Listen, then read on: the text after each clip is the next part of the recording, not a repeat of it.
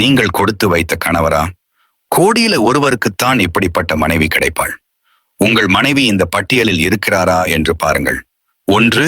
தயக்கமில்லாத அன்பு. உங்களை எந்த நிபந்தனையுமின்றி உண்மையாக நேசிப்பாள்.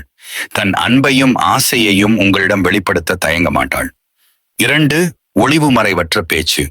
தன் உணர்வுகள், விருப்பங்கள், கவலைகள் என எதையும் மறைக்காமல் குழந்தை போல உங்களிடம் வெளிப்படையாக பேசுவார்கள். 3. முழுமையான நம்பிக்கை. தன் வாழ்வின் ரகசியங்களையும் மிக தனிப்பட்ட விஷயங்களையும் உங்களிடம் மட்டுமே பகிர்ந்து கொள்வாள். இது உங்கள் மீதுள்ள நம்பிக்கையால் வந்தது. 4. உங்கள் தேவைகளுக்கு முதலிடம்.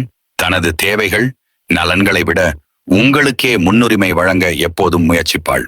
ஆண்களே, உங்களுக்கு இப்படி ஒரு மனைவி கிடைத்தால் அவளுக்கு நல்லதை மட்டுமே நினையுங்கள்.